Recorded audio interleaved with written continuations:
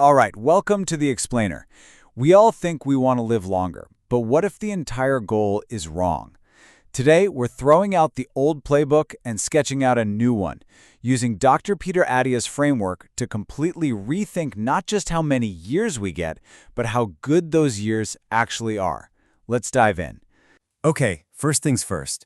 You gotta know what you're up against. And according to Attia, the enemy has changed. The very way we die now is fundamentally radically different than it was for our ancestors. And this is the core idea. We've made a trade. We swapped what he calls fast death for slow death. For basically all of human history, death was quick. It was unexpected.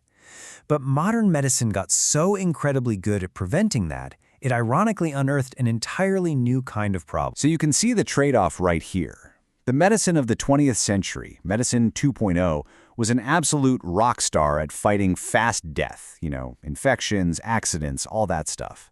But once we solved for that, we were left facing a new reality, a long, gradual, grinding decline from chronic diseases that can steal our quality of life for years, even decades. And these are the bad guys behind that slow decline.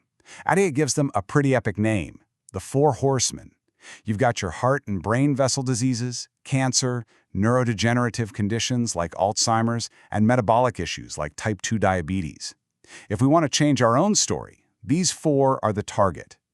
So, how do we actually fight them? And that brings us to strategy, because this is so critical. Attia's point is that without a real strategy, all the biohacks, all the supplements, all the diet fads, it's just noise. You need a game plan. The very first step of that plan is to change the goal. Look, this isn't just about lifespan, the number of candles on the cake. It's about health span, the quality of those years, the ability to actually do things, to be physically and mentally present for the people and experiences that you love. That's the real win. So here's the aha moment. Attia says we should focus all of our efforts on improving our marginal decade. That's the last 10 years of life. Just think about that. If you can make your 90s physically and cognitively awesome, then by definition, your 80s, 70s, and 60s have to be pretty damn good too.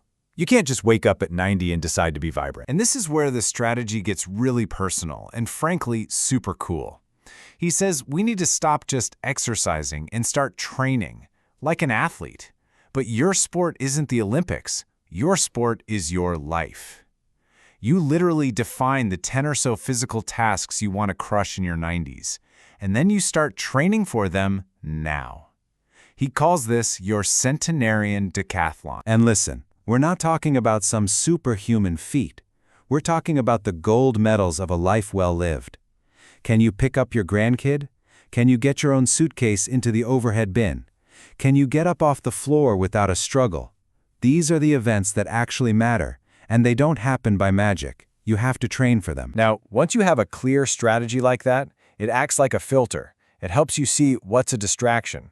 And there is no better example of a distraction than the massive hype around longevity supplements like NAD precursor. You see, the whole story started with yeast. Scientists found that juicing up these proteins called sirtuins made yeast live longer. They also knew that cutting calories made yeast live longer. So the hypothesis was born. Aha! Calorie restriction must work by boosting sirtuins. It was a beautiful, simple story. The only problem? It turned out to be wrong.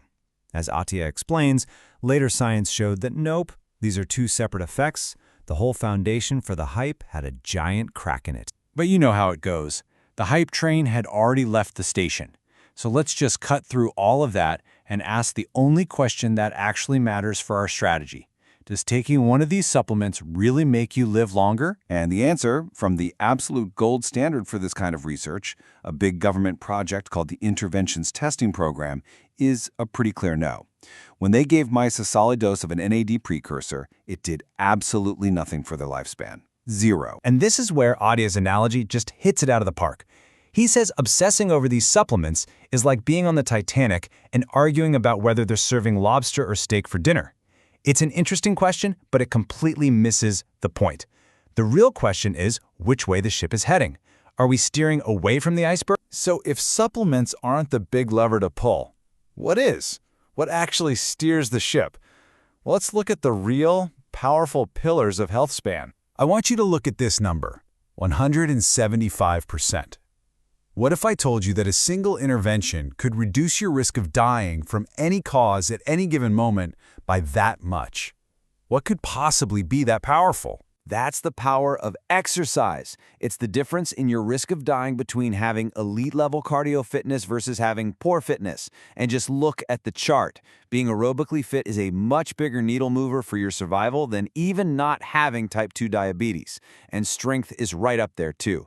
It's not a close call. As Attia says, exercise is the most potent longevity drug on the planet. Full stop. So what about nutrition? Man, it can feel so complicated, but Attia boils it down to the big three. Number 1, energy balance. Don't eat too much, don't eat too little. Our bodies are just not designed for a constant surplus of calories. Number 2, get enough protein. It's the building block for your muscles, and everything else is purely structural. You can't skimp. And number 3, carbs and fats. They're basically interchangeable fuel.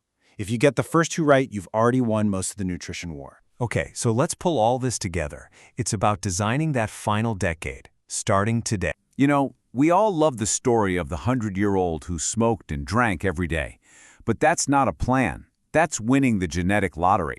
And as Attia reminds us, luck is not a strategy. The only path you can count on is deliberate, thoughtful preparation. So, I'll leave you with the same question that's at the heart of this entire blueprint. What's in your centenarian decathlon?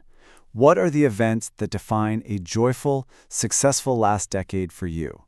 And maybe the most important question of all, what are you going to do today to start training for it? Thanks for joining us on The Explainer.